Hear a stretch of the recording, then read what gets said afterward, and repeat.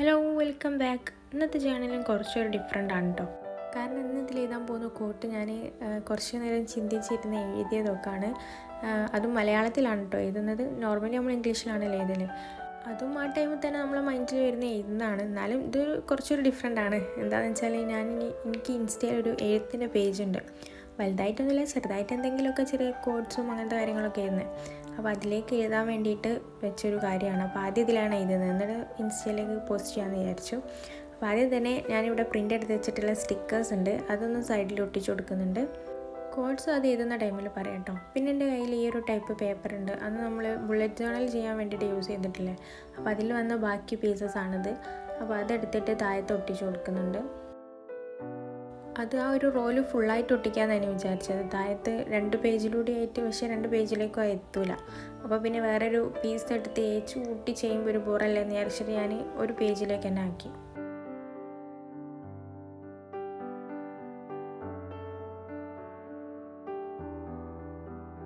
പിന്നെ മൊത്തത്തിലൊരു vintage theme ആയതുകൊണ്ട് ഞാനിവിടെ പ്രിൻ്റ് എടുത്ത് വെച്ചിട്ടുള്ള ഈ ഒരു ഹാർട്ട് ഷേപ്പിൻ്റെ ഈ സ്റ്റിക്കർ അതുകൂടി കട്ട് ചെയ്ത് ഒട്ടിച്ച് കൊടുക്കുന്നുണ്ട്.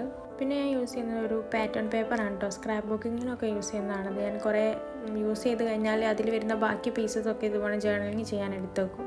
അങ്ങനെ പിന്നെ അതിൽ ഏത് പീസാണ് പറ്റുക എന്നുള്ളത് നോക്കിയതാണ്. അപ്പോൾ ഇത് തന്നെയാണ് പറ്റുക. അപ്പോൾ പിന്നെ അത് തന്നെ സെറ്റാക്കി. പിന്നെ ഈ ഒരു ബ്രൗൺ പേപ്പറില്ലേ, നമ്മളെപ്പോഴും യൂസ് ചെയ്യുന്നതാണല്ലോ, പ്രത്യേകിച്ച് ഇൻട്രൊഡക്ഷനൊന്നും വേണ്ടല്ലോ. അപ്പോൾ അതെടുത്തിട്ട് ഈ ഒരു സെറ്റപ്പിൽ ഒട്ടിച്ച് കൊടുക്കുന്നുണ്ട്. സ്ക്രാപ്പ് ബുക്കിന് ചെയ്യാൻ വേണ്ടിയിട്ട് പാറ്റേൺ പേപ്പേഴ്സൊക്കെ വാങ്ങിയിട്ട് അതിൻ്റെ കൂട്ടത്തിൽ ഫ്രീബി ആയിട്ട് കിട്ടിയിട്ടുള്ള ഒരു ഫ്ലവറിൻ്റെ കളക്ഷൻ ഉണ്ട്. ഫ്ലവറിൻ്റെ ഈ ഒരു ടൈപ്പ് സ്റ്റിക്കറിൻ്റെ കളക്ഷൻ ഉണ്ട്.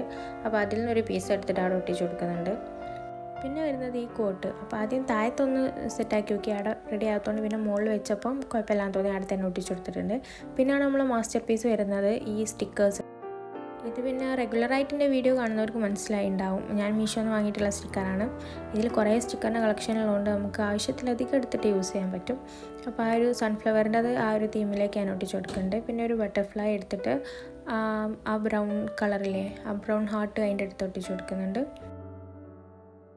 നമ്മുടെ കയ്യിൽ കുറേ സ്റ്റിക്കേഴ്സ് ഉള്ളതുകൊണ്ട് ആവശ്യാനുസരണം ഒട്ടിക്കാമല്ലോ. അപ്പോൾ പിന്നെ ഈ ഒരു ക്ലോക്കിൻ്റെ ഹാഫ് പീസ് വരുന്നൊരു സ്റ്റിക്കറുണ്ട്, അതെടുത്ത് അവിടെ ഒട്ടിച്ച് കൊടുക്കുന്നുണ്ട്. ഇനിയാണ് ഞാൻ പറഞ്ഞ സാധനം വരുന്നത് കോട്ട്. ഇതൊരു മോട്ടിവേഷണൽ കോട്ട് എന്നൊന്നും പറഞ്ഞുകൂടാ, എന്നാലും എൻ്റെ മൈൻഡിൽ തോന്നിയൊരു കാര്യം എഴുതുന്നതെന്നേ ഉള്ളൂ. അത് നന്നായോ ഇല്ലയോ എന്നുള്ളത് നിങ്ങൾ കമൻറ്റ് ചെയ്താൽ മതി.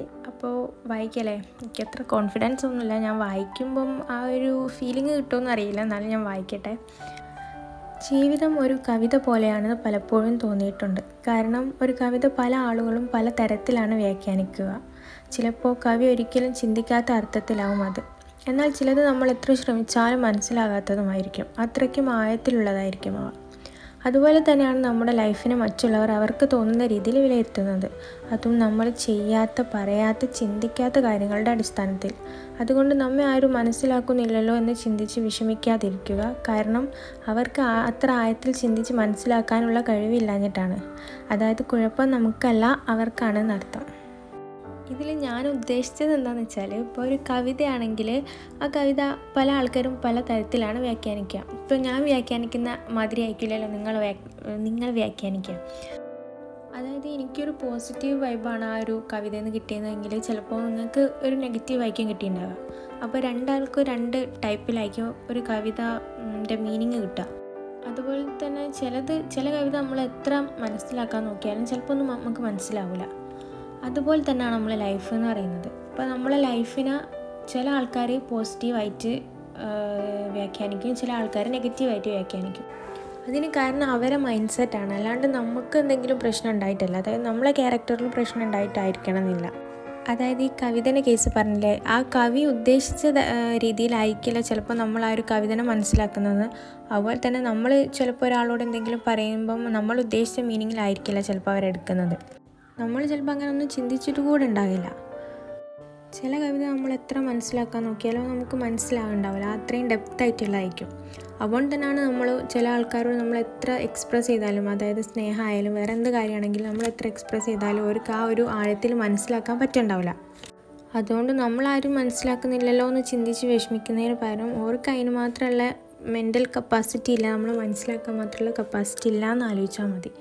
അതായത് മറ്റുള്ളവർ നമ്മളെ തെറ്റ് പറയുമ്പോഴും നമ്മളെ കുറ്റപ്പെടുത്തുമ്പോഴും നമ്മളെ ഭാഗത്ത് തന്നെയാണ് തെറ്റെന്ന് വിചാരിച്ച് നമ്മളെ നല്ല ടൈം നമ്മൾ വെറുതെ വേസ്റ്റ് ആക്കുകയാണ്. അതിന് പകരം നമ്മൾ പോസിറ്റീവായിട്ട് തിങ്ക് ചെയ്തിട്ട് നമ്മളെ ലൈഫിലേക്ക് ആ ഒരു പോസിറ്റീവ് കൊണ്ടുവരിക എന്നുള്ളതാണ് നമുക്ക് ചെയ്യാൻ പറ്റുന്ന ഏറ്റവും നല്ല കാര്യം. അപ്പോൾ ഇതാണ് ഞാൻ ഉദ്ദേശിച്ചത്. അപ്പം ഇനി നിങ്ങളുടെ അഭിപ്രായങ്ങൾ നിങ്ങൾ കമൻറ്റിൽ അറിയിക്കുക. പിന്നെ അവിടെ ലാസ്റ്റിലൊരു സ്റ്റിക്കർ കൂടെ ഒട്ടിച്ച് കൊടുക്കുന്നുണ്ട് കേട്ടോ ഞാൻ. ഇത് നമ്മൾ വാക്സ് ചെയ്യുന്ന ടൈപ്പിലുള്ള ഒരു സ്റ്റിക്കറാണ് കേട്ടോ. അപ്പോൾ അത് നമ്മളെ എയ്ത്തൊക്കെ കഴിഞ്ഞിട്ട് അവിടെ ഒരു വാക്സിൻ ഇത് കിട്ടാൻ വേണ്ടിയിട്ടാണ് ഞാൻ ഒട്ടിച്ച് കൊടുക്കുന്നത്. അപ്പോൾ ഇന്നത്തെ ചാനലിങ് ഇത്രയേ ഉള്ളൂ. എല്ലാവർക്കും ഇഷ്ടപ്പെട്ടെന്ന് വിചാരിക്കുന്നു. അടുത്തൊരു വീഡിയോ അയച്ച് വീണ്ടും കാണാം. ബൈ.